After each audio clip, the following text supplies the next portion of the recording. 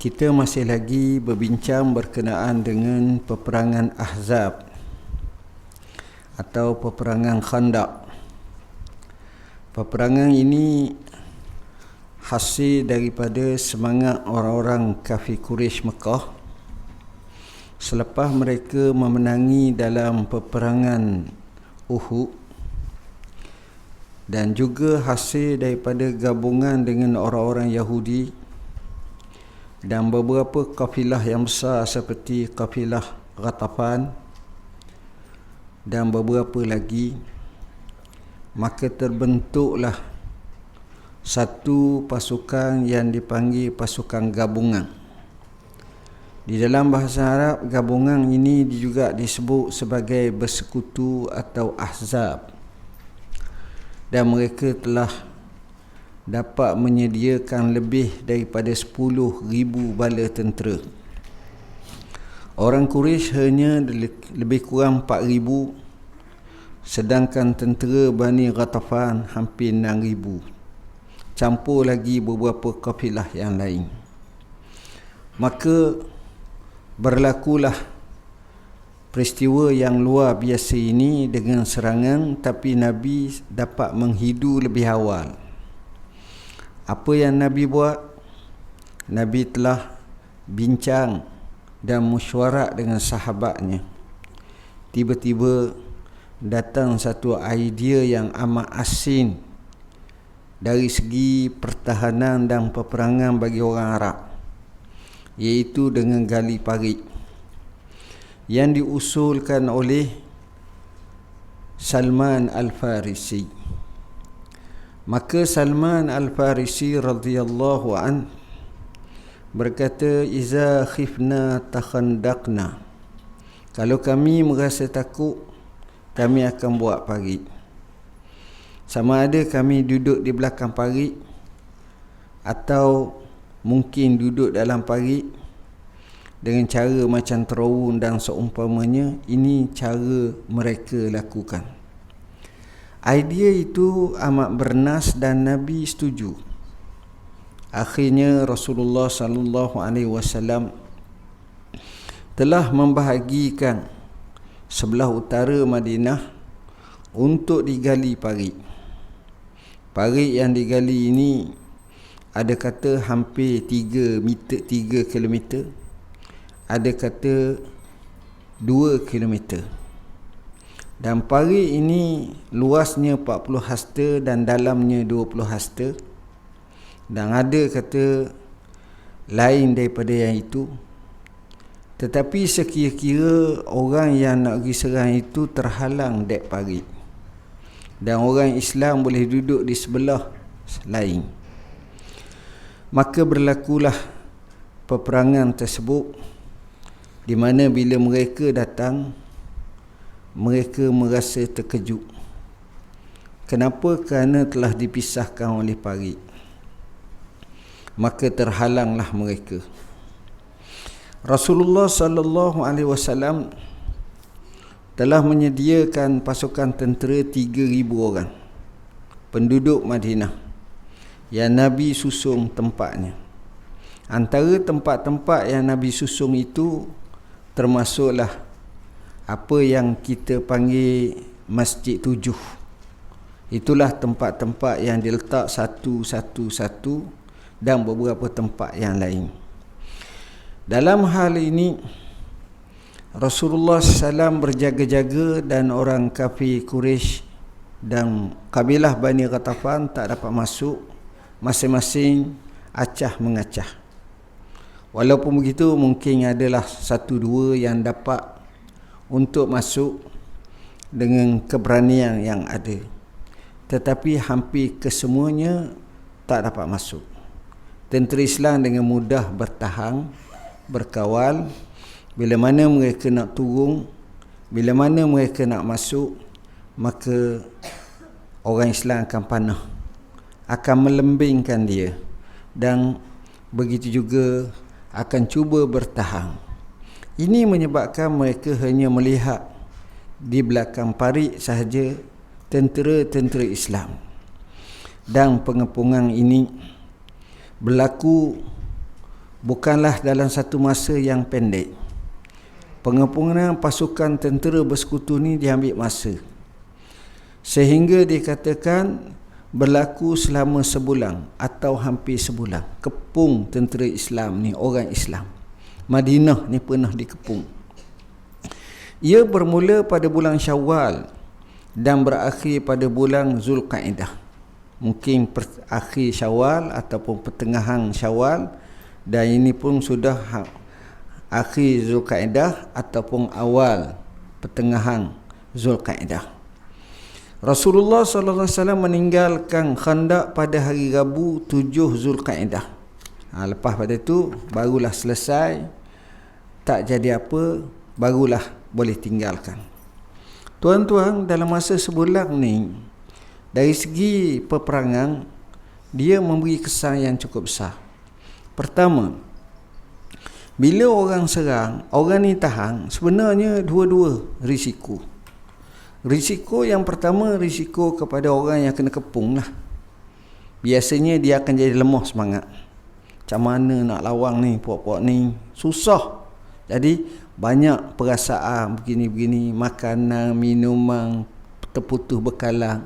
Tuan-tuan tengok macam apa yang berlaku pada Gaza sekarang ni. Gitulah. Bahkan mungkin teruklah masa tu. Kedua, orang yang mengepung. Kalau orang mengepung ni, dia akan jadi semangat hari pertama, hari kedua, hari ketiga. Lepas tu dia jadi luntur. Nak serang tak boleh, duduk saja. Matlamatnya nak menghancurkan, tapi sekarang ni tak dapat. Matlamatnya nak perang, tapi kena bertahan. Nak pergi tak lepas.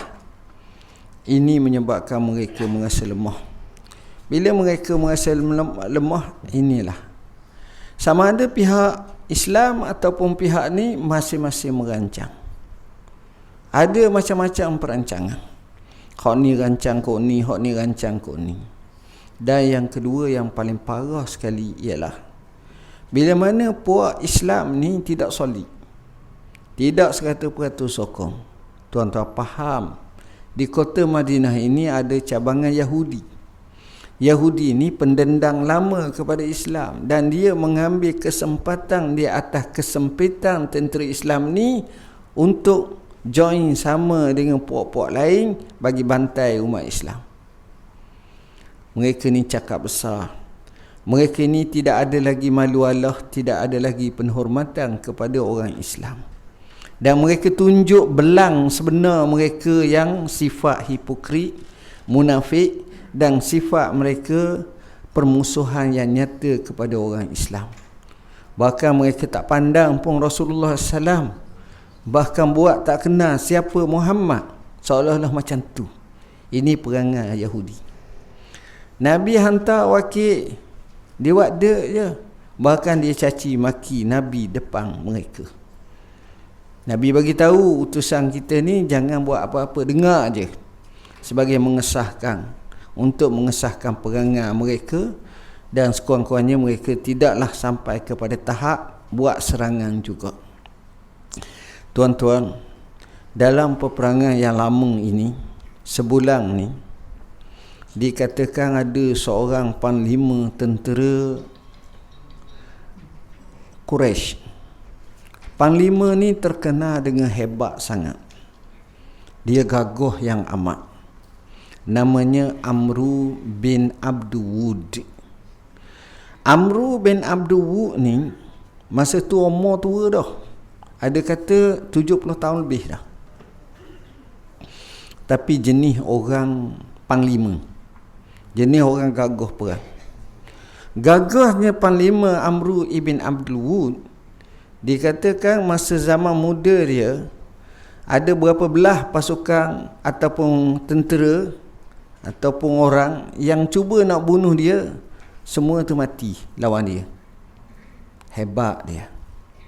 Artinya tangkas main pedang, tangkas main panah, tangkas berkuda. Kira orang lama lah, orang yang amat-amat hebat berpengalaman. Akhirnya Amru bin Abdul Wud datang. Dia keluar, dia cari tempat yang ni, dia cabar orang Islam. Sila lawan dengan aku satu sama satu. Orang Islam terdiam, terutamanya orang-orang muhajirin, sebab ingat kisah dia lama tu, dia mengenai orang hebat. Kita nak cari penyakit bolehlah dengan orang hebat ni, orang tak berani. Orang hebat sungguh, Allah. Dia cabar pula. Iyalah masa tu Hamzah tak ada dah, meninggal dah. Hamzah meninggal dalam perang Uhud. Jadi orang baca sejarah dia, kalau Amru keluar ni tak mudah. Satu pengalaman, satu kuat, satu gagah, satu berani, cukup lekat bagi dia. Tak ada sebab dia kalah, mesti dia menang. Seolah-olah macam tu lah atas CV kita ni. Dalam keadaan cabaran seperti itulah, Sayyidina Ali sanggup. Sayyidina Ali ni dengan Amr bin Abdul Wud ni ibarat cucu je. Kecil sangat dari segi usia tu, muda sangat lagi. Saya rasa mungkin dalam awal 20-an ataupun begitulah lebih kurang. Bukan tua sangat. Dan kalau pergi pun kat 30, gitu je. Amr bin Abdul Wud ni bila cabar ni, Nabi tahan. Nabi kata, Allah, tunggu dulu Ali. Cabar lagi, Ali sanggup. Cabar lagi, akhirnya Sayyidina Ali sanggup. Bila Sayyidina Ali sanggup, Nabi pun angkat tangan doa, Ya Allah, peliharalah Ali, menangkanlah dia, dan berilah kekuatan padanya, begian. Maka berlawanlah. Bila Sayyidina Ali keluar, Amr bin Abdul Wud tanya, mu ni siapa? Sebab dia dah kenal pakat budak sangat, pakat cucu, budak sangat. Mu ni siapa? Dia kata Ali. Ali siapa? Ali bin Abi Talib bin Abdul Allah. Kalau mu aku tak nak lah lawan. Aku ingat jasa nenek moyang mu dulu, atuk mu ataupun ayah mu dulu baik, pernah buat baik kat aku. Aku tak nak lawan macam mu ni. Mu pergi balik. Tak payah. Sayyidina Ali kata, tak, aku nak bunuhmu hari ni. Akhirnya berlawanlah. Dan berlawan ni tuan-tuan lama. Berlawan lama. Sama-sama gagah. Tapi Abdul Wud ni memang orang yang hebat. Saya menyangkakan menangnya Sayyidina Ali, antara asbab yang paling besar adalah doa Rasulullah SAW. Tu lah. Lawang punya lawang tuan-tuan, sampai orang tak nampak. Kenapa? Kerana kuda dengan kuda ataupun kaki dengan kaki ni berlawan ni, debu naik. Orang tengok pun tak nampak. Dia bukan berlawan atas jalan raya gitu, atas padang macam wrestling ke apa ke, tak. Lawan macam tu. Lawan tak nak. Allah. Lama. Sampailah satu ketika, bila dekat dah lamanya lawan ni, Amr bin Abdul Wud ada peluang, lalu dia tetak Sayyidina Ali, tetak atas kepala. Bila tetak atas kepala ni, dia orang perang ni dia pakai topi besi, khuzah ni topi besi, macam topi keledar tapi daripada besi perang. Maka tetakan tu sehingga kemek, dan dia macam terlekat pada topi tersebut. Masa itulah Sayyidina Ali dapat melibas pedangnya, maka matilah Amr bin Abdul Wud. Orang Islam bertakbir. Ialah panglima mereka paling hebat. Kalau nak banding dengan masa lawan perang Badar, perang Uhud, panglima tentera kafir tu tak hebat macam Amr bin Abdul Wud ni. Orang ni hebat sungguh. Bila kena macam itu, memberi semangat kepada orang Islam. Itu antara tanda kemenangan kepada tentera Islam. Tentera Islam juga diajar untuk pergi buat laporan, pergi tengok ada yang boleh selinap. Ada mereka ni tengah malam tengok Ada seorang sahabat tu, dia kata dia pergi, dia tengok Abu Sufyan. Aku dengan Abu Sufyan jarak dekat. Masa tu Abu Sufyan kafir. Kalau aku nak bunuh boleh. Tapi oleh kerana Rasulullah SAW kata, pergi tengok macam mana. Tengah malam, dah sejuk ni, mereka kemah. Jadi pasang api unggung, duduk ke api keliling. Jadi mereka tengoklah apa yang mereka bualkan. Tapi masa tu nampak dah ruh maknawiyat semangat tu jatuh dah. Yalah, kepung lama Syekh.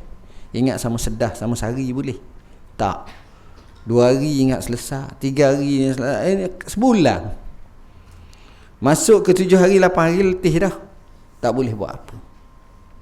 Akhirnya tuan-tuan, walaupun Yahudi merancang, Yahudi ni dia berani penakut. Dia berani tapi dia menakut. Dia berani tapi dia menakut. Dia tak berani habis. Jadi dengan sebab itu dia tak sepenuhnya, kata orang, beri bantuan tenaga fizikal kepada puak-puak ni.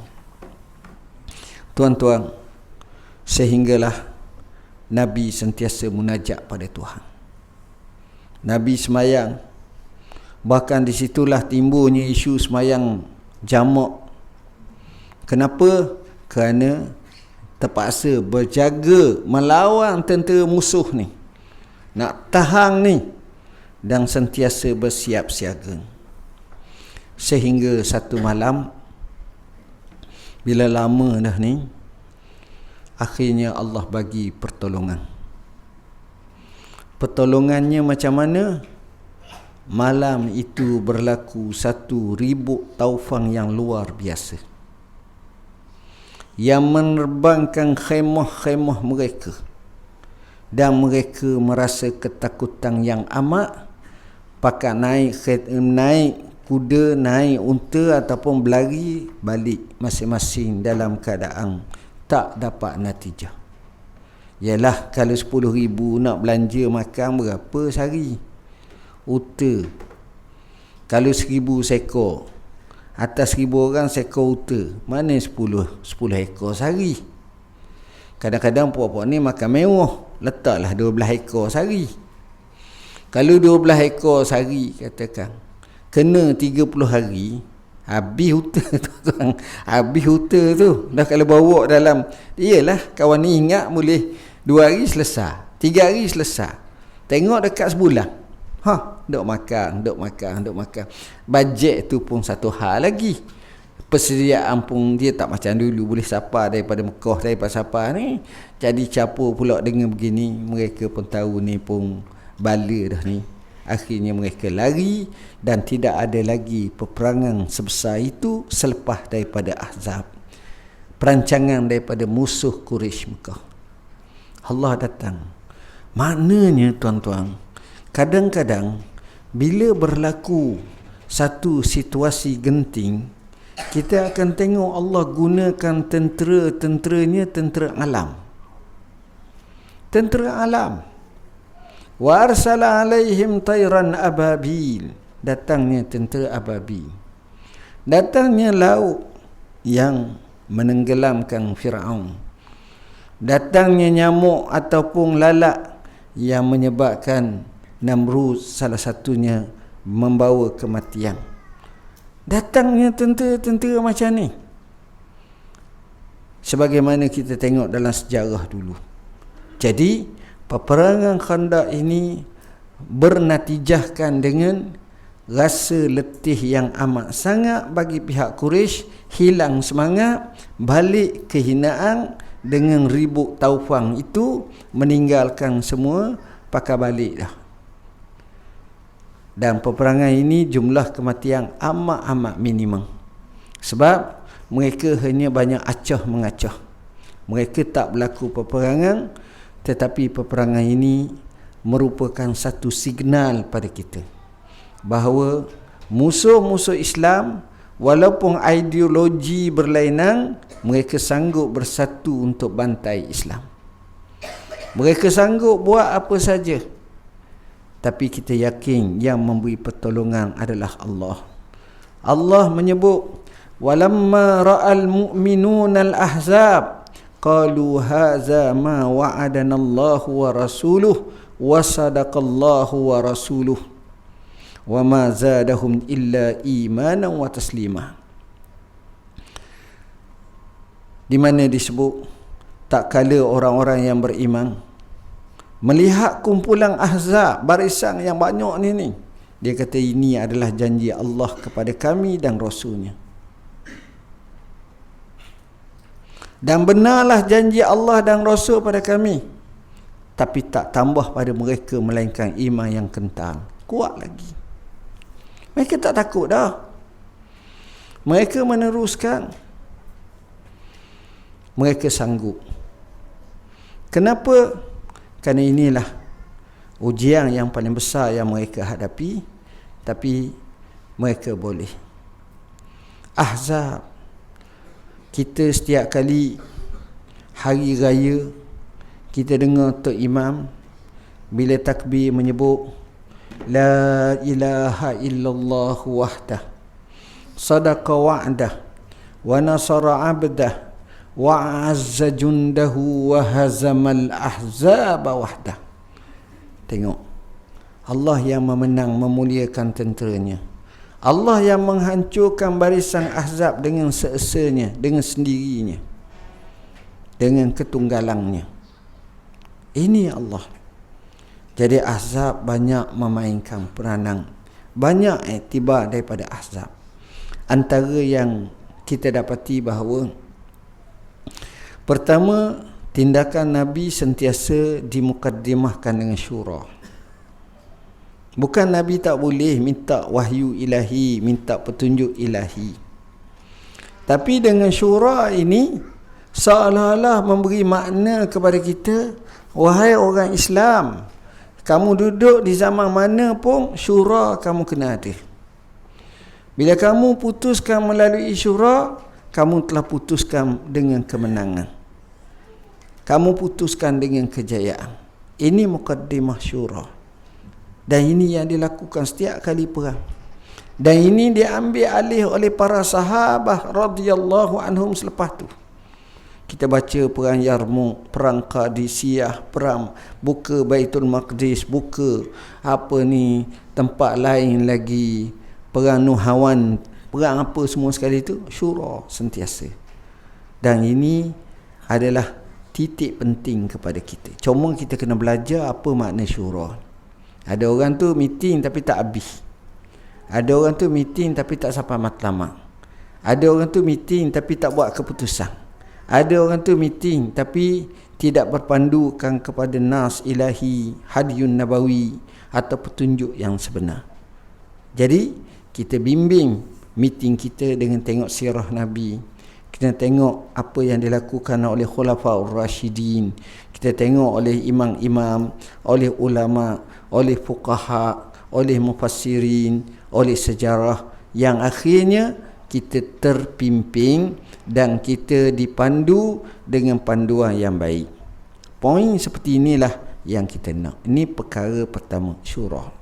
Kedua, bukan sekadar syura tapi pembahagian tugas. Yang kita telah bincangkan sebelum pada ni, bagaimana Nabi SAW bagi tugas. Setiap 10 orang, kawasannya banyak ni gali. 10 orang, kawasannya banyak ni gali. Nabi bagi tugas. Nabi tak biar pakat kupus tepat, tak. Dan bila bagi tugas ni, masing-masing tunaikan tugas dengan sungguh-sungguh. Yang ni bahagian ni, yang ni bahagian ni. Artinya kerjasama. Dan dikatakan masa itulah mereka duk sebut dalam satu syair bila letih menyanyi atau nasyid, dia kata Allahumma la aisha illa aishul akhirah fansuril ansara wal muhajirah. Ya Allah, tidak ada kehidupan melainkan kehidupan akhirat yang kekal abadi, maka tolonglah orang ansar dan tolonglah orang muhajirin. Jadi Nabi SAW seronok tengok tu. Pertama, walaupun mereka berlibur dan berhibur dengan hati mereka, tapi seni kata tu menyebabkan mereka ingat matlamat hidup kita ni akhirat. dan mereka sentiasa bergantung kepada Allah. Fansuril ansara wal muhajirah. Dan ada lagi riwayat yang lain menyatakan, kalau bukan kerana Muhammad, maka kami tidak akan mendapat petunjuk dan tidak dapat pedoman daripada Allah. Tuan-tuan dan puan-puan yang dirahmati Allah, bagi tugas adalah penting. Buat masing-masing. Antum fi sagratin min sugharil Islam fala yu'tayanna min kibalik. Kamu berada di pos daripada posisi Islam, jangan musuh datang daripada pihak kamu. Kerana kemenangan ni dia berlaku dalam bentuk kumpulan. Dia tak berlaku dalam bentuk seorang-seorang. Adalah dalam sejarah mungkin boleh berlaku seorang. Cerita Nabi Daud lawan dengan Jalut. Tentera Talut akhirnya menang, berlawan. Itu mukjizat Allah. Tapi dari segi biasanya dan hukumnya, hukum sebabnya, itulah kesatuan pasukan tentera Islam ni solid. Ini kerjasama. Kerjasama kena kuat. Yang ketiga, perlunya berstrategi. Kita tengok diatur dengan strategi. Kemenangan berlaku bila strategi kita ini boleh mengalahkan musuh. Tuan-tuan, sejarah membuktikan senjata, sama ada bilangan, sama ada dari segi canggihnya, biasanya orang Islam kalah. Tentera, kuantiti dengan kualiti, kuantiti boleh ke orang lain, kualiti boleh ke kita. Ini berlaku hampir di sepanjang zaman. Sebab itu Sayyidina Umar berkata, laisat uddatuna ka'uddatihim wala madaduna kamadadihim. Bukanlah persediaan kekuatan kita sama seperti mereka. Mereka lebih hebat lagi. Dan bukanlah bilangan ataupun bantuan mereka, kelengkapan mereka dengan kita ni jauh mereka lebih. Bilangan mereka jauh lebih. Tapi kita diberi menang kerana maksiat musuh. Dan kita akan kalah kalau kita sama-sama buat maksiat. Maknanya strategi itu kena ada. Maknanya bidang tugas yang dibagi itu betul-betul orang yang berkemampuan, orang yang boleh. Maka Nabi berjaya. Dan kalau ikut macam ini, sepanjang zaman kita boleh menang. Dengan syarat kita ada seperti ini. Poin seterusnya, Rasulullah sallallahu alaihi wasallam juga sentiasa menggunakan hazar atau berawasan. Dia orang yang hebat ni, orang tidak memberi keputusan kepada pihak musuh. Musuh buat apa-apalah kepadamu lah, nak buat pada aku apa benda, aku hanya serah takdir. Tak. Nabi tidak. Nabi usaha, Nabi berstrategi, Nabi ada cara dia. Dan peranan-peranan yang dimainkan sahabat dengan jayanya sampai menyelinap ke kawasan musuh, dapat menerima dan mendengar beberapa berita-berita penting untuk disampaikan kepada Rasulullah SAW ini sebahagian daripada strategi yang amat-amat berjaya. Jadi peperangan tersebut juga berlaku di antara kekuatan, kecerdikan dan kebijaksanaan pasukan. Nampak Islam lemah, nampak Islam sedikit, nampak Islam bertahan, tapi strategi itu boleh melemah dan melumpuhkan musuh. Dan ini berlaku, tuan-tuan.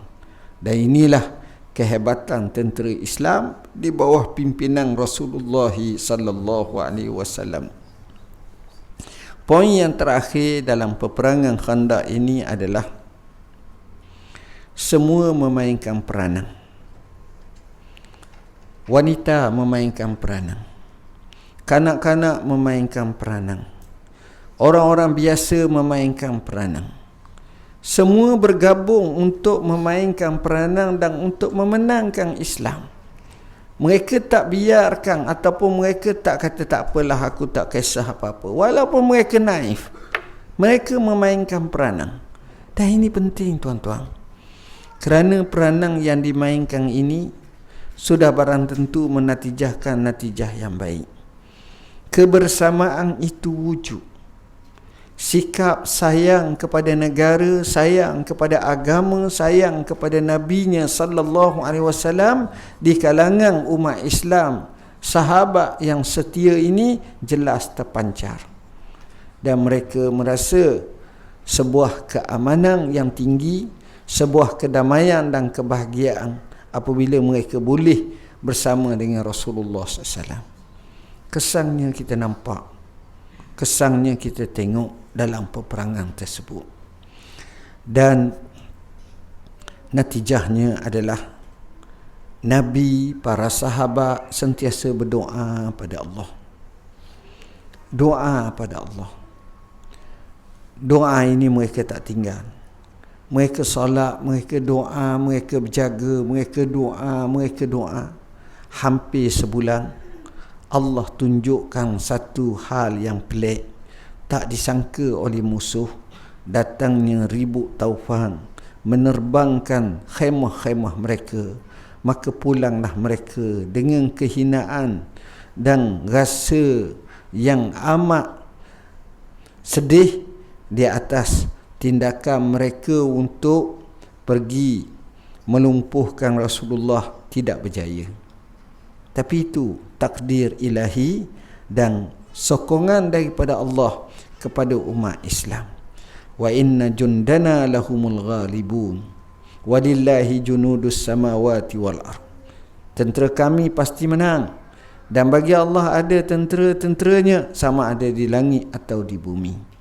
Termasuklah angin yang kuat yang boleh meniupkan dan mengalahkan musuh-musuh. Ini juga berlaku tuan-tuan. Dan peperangan Ahzab adalah puncak amarah tentera Quraisy, kafir Quraisy dan pasukan Bani Ghatafan dan lain lagi, sehingga itulah pasukan Quraisy terbesar yang dapat dihimpunkan dalam sejarah semenanjung tanah Arab. Dan selepas daripada itu, mereka tidak ada lagi semangat ruh maknawiyat nak lawan tentera Islam. Hanya setahun je selepas pada itu berlaku pula perjanjian Hudaibiyah, dan itu juga melemahkan mereka. Hanya 2 tahun selepas perjanjian Hudaibiyah, kota Mekah jatuh ke tangan umat Islam. Maka jadilah Mekah negara Islam yang dipuji oleh Rasulullah sallallahu alaihi wasallam, sehingga menyatakan la hijrata ba'dal fath, tidak ada lagi hijrah selepas pembukaan kota Mekah.